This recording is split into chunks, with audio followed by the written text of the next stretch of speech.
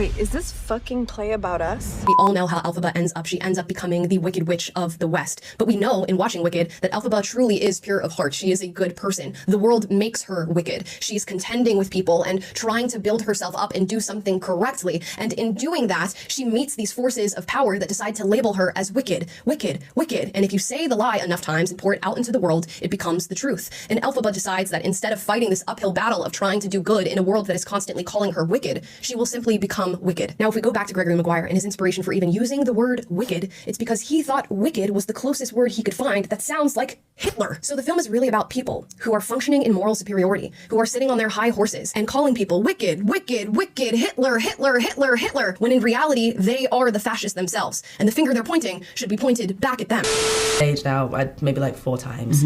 And that scene in particular, watching it in the film, I don't know why it only just hit me more, but probably mainly because it was you that's playing it, about the power of being seen as, obviously as Elphaba, but also just generally as a black woman.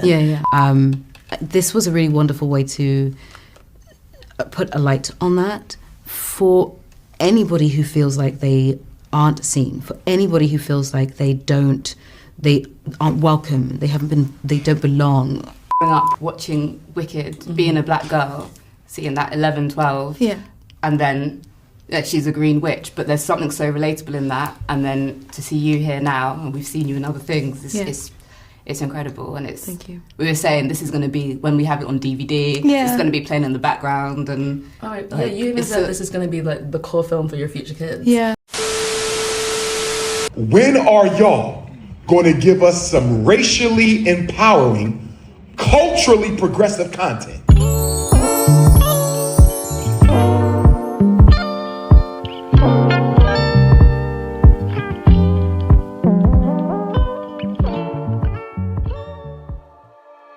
Hey, what's up, you guys? Welcome back to the Conscious Bay channel. I am your host, the Conscious Bay, and today, as you can see, I'm here for part 2 of this Wicked movie.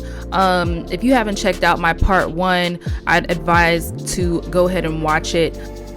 I got a lot of feedback in the comments regarding my take on the film, because in part 1 I said that I wasn't going to watch it, but then I kind of had to sit back and say, hey, you know, if I am going to make content about this and try to engage you guys, then I guess I kind of have to watch the movie, especially since people were saying I got it completely wrong. So I did go and watch the film, and I will say that I still hated it.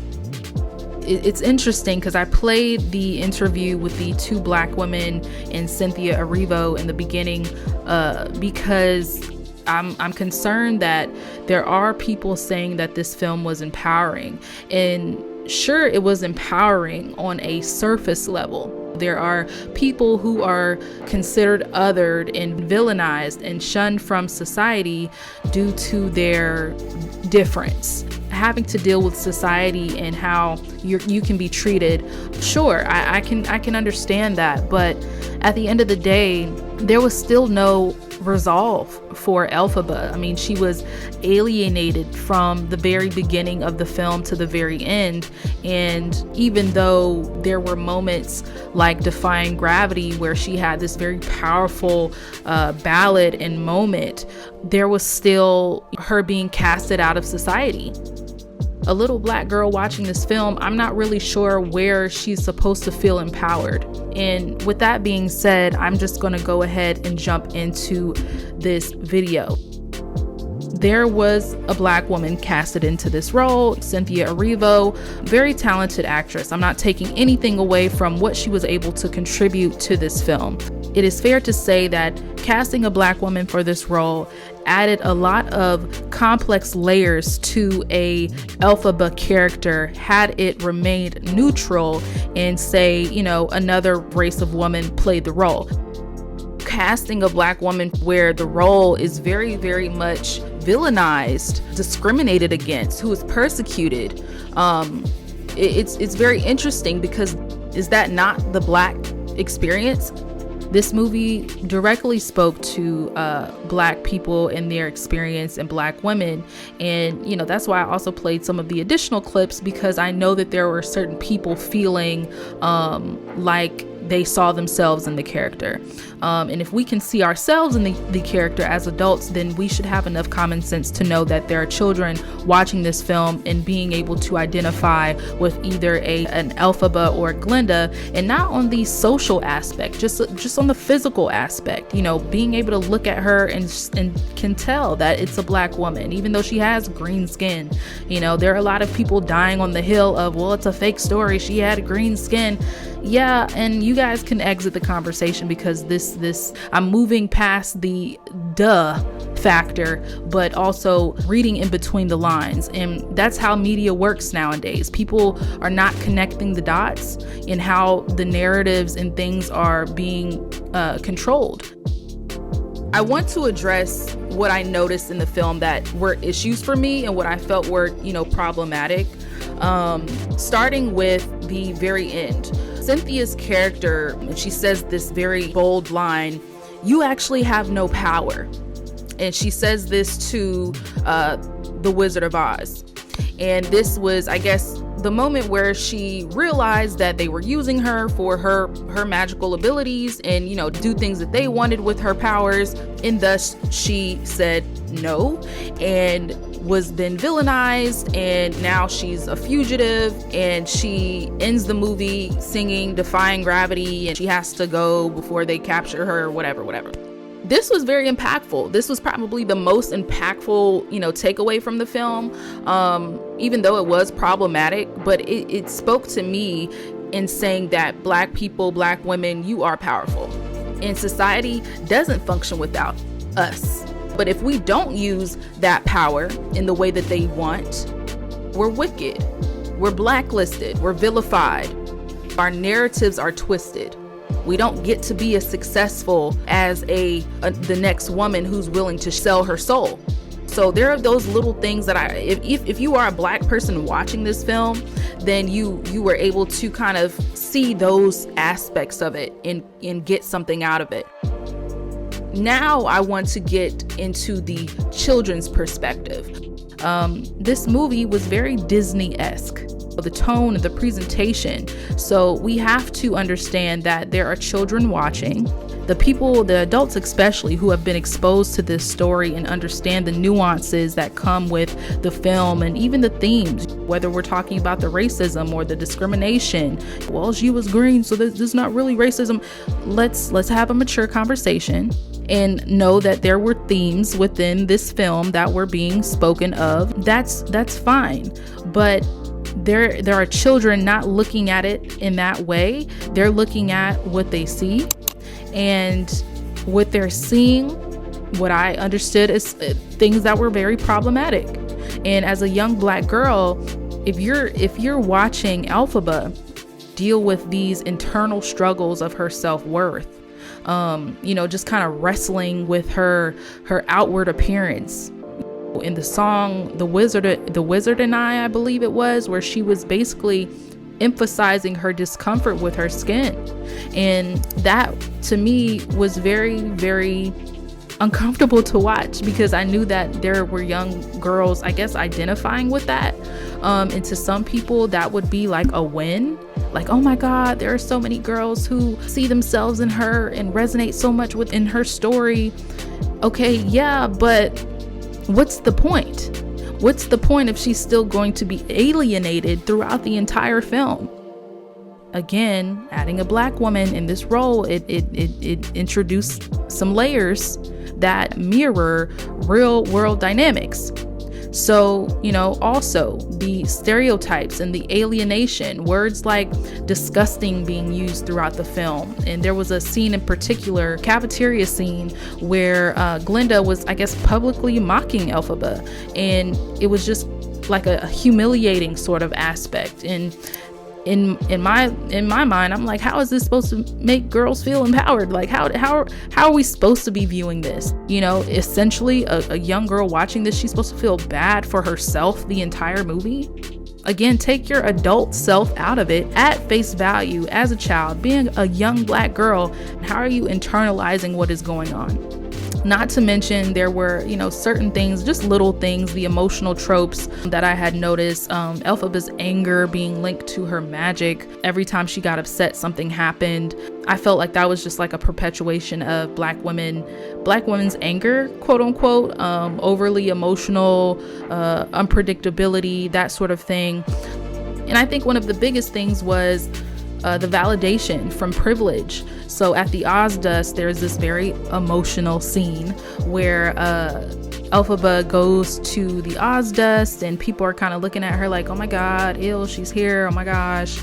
And then, it was emotional in the sense that you felt bad that she was being continuously just shunned and disliked just for being herself. But then you kind of saw Glinda feel bad for her and extend this olive branch, and then everybody starts dancing and whatever. So essentially, in that moment, Elphaba is validated by Glinda's acceptance.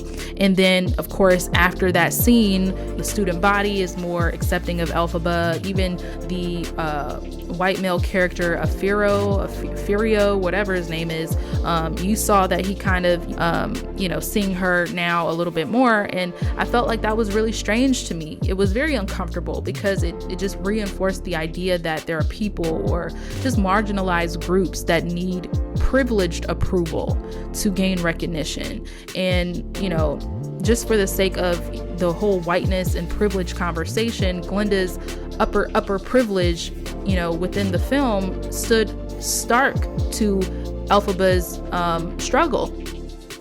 And I can only assume that there are little white girls in the audience identifying with a Glinda and not seeing themselves in Elphaba's struggle. Perhaps they feel bad for her, perhaps they whatever, but they're not seeing themselves as much as a little black girl would see herself in Elphaba. And I think that that's exactly my point.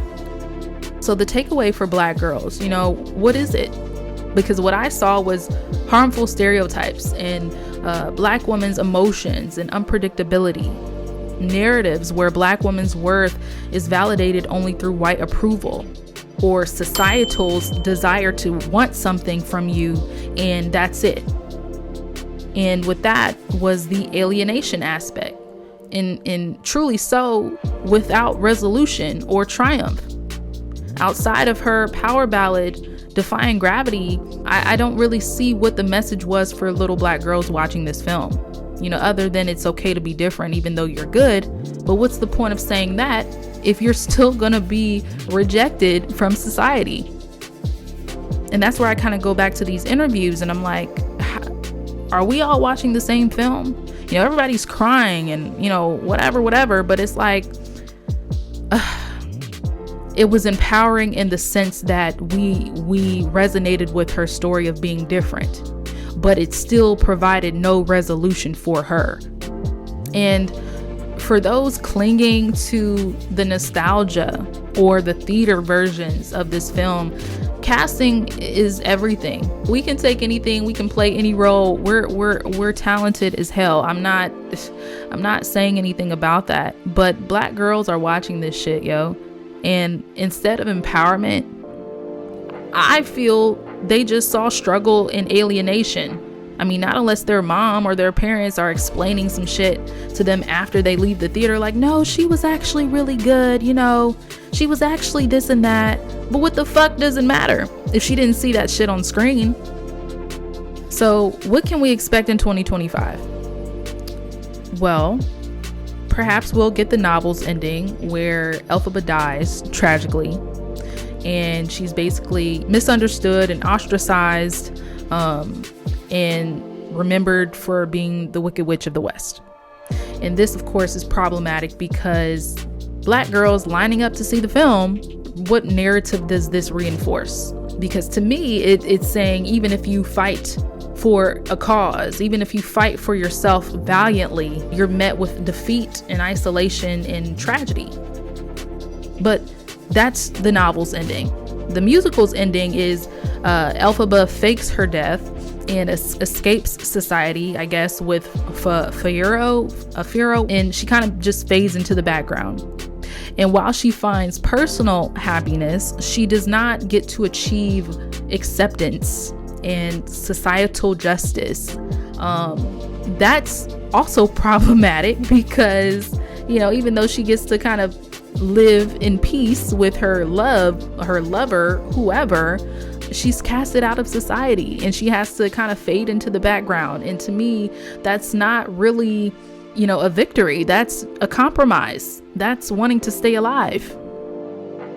For all of the people in the back, y'all let me know what exactly, or just all of the people that were so extremely emotional about this film and, you know, it was just so great, oh my god, you know, what exactly do little black girls and black women get from this film outside of just, I guess, being seen? People getting to know what that feels like in order to be ostracized and X, Y, and Z. Like, you know, let me just speak real world right now. They already see how people are treated who are different, and they do nothing about it, because unfortunately the systems and the institutions and the way that this society is set up, it benefits from certain people having a privilege.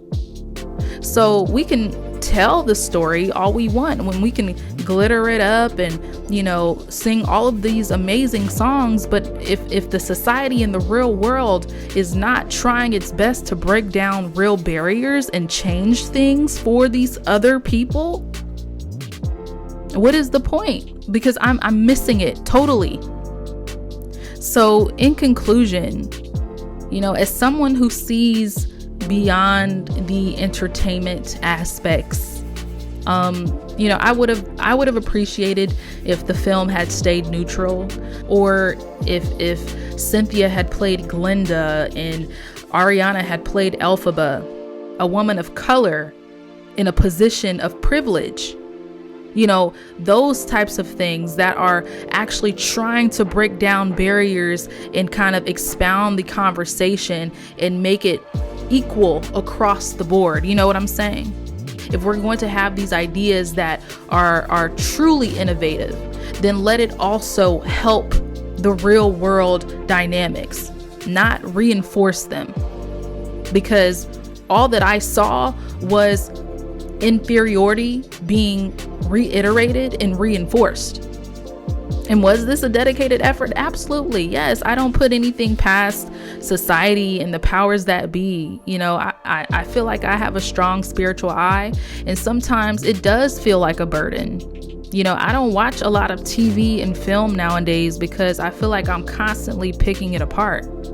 You know, I'm seeing how her singing, what's the song she sang? I'm Not That Girl, because she really likes a Pharaoh, who likes Glinda, who might also like her. But just even that aspect, it was strange to me, because I'm like, are they trying to mirror an interracialized relationship? You know, even though she's green skinned, you know, a lot of people are gonna die on that hill. She's green, it's fake, it's fake. Okay, well then why put a black woman playing this role with a white man, as if that is not what they're constantly trying to push nowadays? You show me the last film or movie or commercial you've seen a black woman and a black man together. I'm saying, like, those dynamics are fading out of television, film, period, and they're pushing the whole interracial thing. And that's just an observation to me, but this is what I'm saying, where I cannot watch something without picking it apart. You know, there are things that you kind of have to just have discernment to see in what they're trying to do and what they're trying to communicate and what they're trying to push. So yeah, I'm talking about the film and I'm talking about society. I'm talking about everything because it's relevant. We got a lot of people out here ready to, you know, show these types of movies, continue to show these types of movies to little black girls, not understanding how this fucks with their self-worth. You're wondering why your child has insecurities about being black. I don't know. Maybe it's because you went to go take her to see Wicked and fucking Elphaba was ostracized and alienated throughout the entire movie. She hates her skin color. She's crying. And then you go into fucking Walmart and then you see the costumes on the shelf, and the little white girl gets the frilly dress and the wand and the sparkles, and then the black girl gets the evil witch costume with a black gown and a black hat.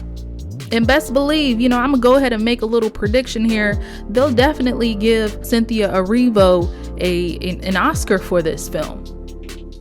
And not because she, you know, she definitely deserves it. She's a great actress. She's a great singer. But they're always going to reward people within society that are okay pushing agendas, whether they know that they're a part of that agenda or not, but they are complicit within that agenda. Because, you know, I can tell Cynthia, she's very nuanced, very neutral. She's just here to work. You know, she's made that clear. I'm just here to work. I'm just here to do my job. Anybody that has a problem, you know, that's their thing. She's made that very clear. And because of that complicitness, she'll be rewarded for that, for sure. And for those asking, including myself, who is this film helping? You know, everybody's crying. It's just so sad. This movie is just like so great. Oh my God. Like, who is this film helping? The answer is simple. It wasn't us. I'm waiting for the happy ending, and it's very interesting how they'll probably force a happy ending, because there is really no happy ending for Elphaba. Elphaba gets cast out of society or dies. Very interesting. With that being said, thank you guys for tuning into the Conscious Bay channel. If you are not a subscriber, please hit that subscribe button. And if you like the video, please make sure to like. If you have anything to add, comment below. Until the next video, peace and love. One artist may say, like, I write 100 songs and that's how I become a good songwriter. And then Chris Martin comes on a bunch of times and preaches about how the universe gave him Viva La Vida, and he just like opens himself up and it just beams from the fucking sky. I love that. But is there an in-between anywhere where like craft meets the universe? Yeah. I'm somewhere in between. I've learned. I don't know. I sit somewhere between being a literal witch. I'm not kidding. But it is targeted to children. Like, they want your kids to grow up with Wicked the same way that you grew up with Wicked. And I guarantee you we're going to start seeing little Elphaba and Galinda witches, little girl witches, like running all around next Halloween. Like, that's going to be the big thing. It's going to become like the next Elsa, like the little Galinda witches. Okay. They're going to have their little wands. They're going to dress up together. They're going to be casting spells, and it's just their imagination. But the devil doesn't care if something is imaginary, because it's very real to him when we agree with it. And that's all he needs. He doesn't even need an open door. He just needs an open window. And again, I don't say this like to instill fear in you or to get you paranoid. It's just a matter of vigilance and wisdom. I grew up obsessed with The Lion King. Okay. This goes back to the subliminal ways that I was in partnership with just kind of like a pagan spiritualism growing up. Okay. This pantheistic spiritualism growing up. I was obsessed with The Lion King. It was my absolute favorite movie.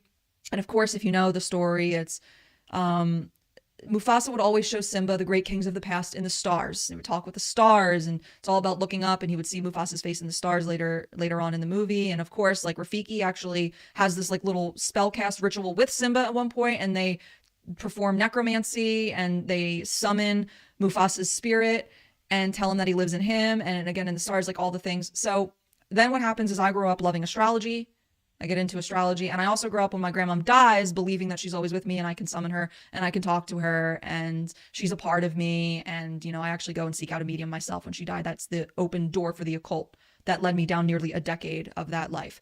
So I'm not like blaming The Lion King, but I'm saying, was there something subliminal there that was just embedded within me at such a young age that later in life I then was subconsciously pursuing because there was a part of me that knew it to be real or true?